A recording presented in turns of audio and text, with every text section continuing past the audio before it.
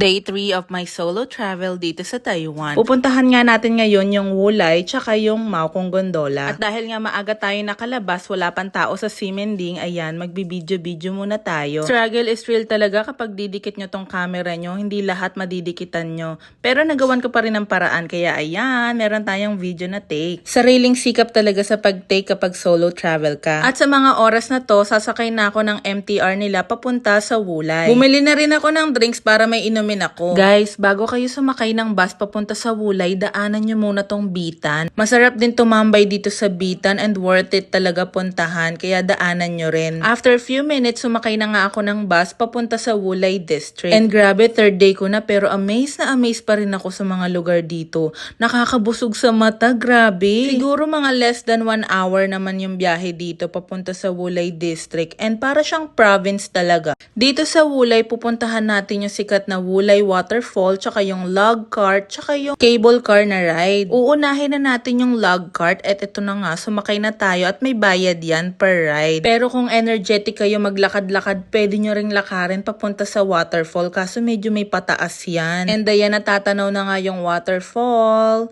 So ito na nga, nandito na tayo sa sikat na Wulai Waterfall. After ko makita yung waterfall, aakyat ako ng medyo pataas ng konti para makasakay naman ako ng cable car, which is ito na yung matatanaw nyo pag nasa cable car na kayo.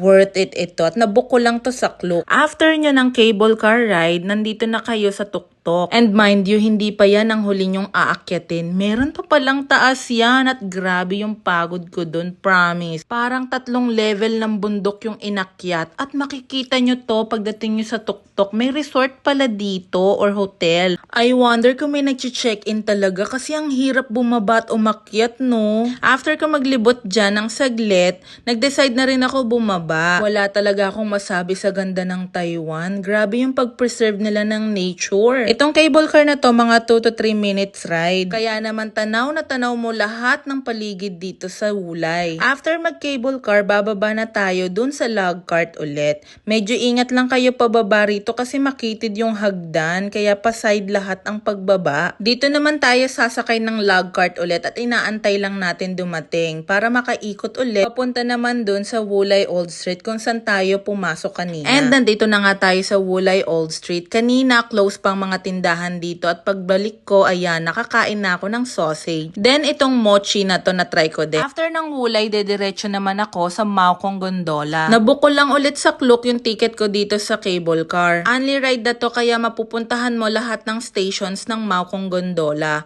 Merong Taipei Zoo, tas meron pang isa na hindi ko napuntahan, tas merong Maokong Station. Sobrang sulit ng only ride na to kaya i-book nyo yung only ride. Wag yung per way kasi mapapamahal kayo. First stop natin tong Taipei Zoo. So dito makikita natin yung mga reptiles, yung panda, yung penguin, ayan. Pero dahil nga tinamad na ako maglakad-lakad, hanggang penguin na lang ako. Hapon na rin kasi yan kaya hindi ko na talaga nalibot yung buong zoo. At hindi ko nakita yung panda. Siguro dapat pag magpupunta kayo ng Maokong Gondola, 1 day talaga para malibot nyo lahat. Kasi 4 na stations yung pwede nyong puntahan. At ito nga yung sinasabi ko sa inyo na hindi ko napuntahan, yung puro cherry blossom, ang tawag pala dyan, Shinan Temple. After ng Shinan Temple, ito na yung dulo, yung Maokong Station, kung saan makakabili tayo ng matcha ice cream. And isama nyo to sa itinerary nyo. Bumili kayo ng matcha ice cream kahit alin dun sa 2 store na nandun. Mas malamig pala dito kasi nga nasa tuktok tayo ng bundok. And kahit malamig, nag-ice cream tayo. Dito sa Maokong Station, marami rin kayong mapupuntahan. Pwede kayong maglakad-lakad sa neighborhood and marami kayong makikita. At after ko nga dito, nag-decide na akong bumalik sa pinakaunang station kung saan ako sumakay. At nagsisi talaga ako ba't hindi ko pinuntahan yung Shinan Temple kasi napakadaming cherry blossom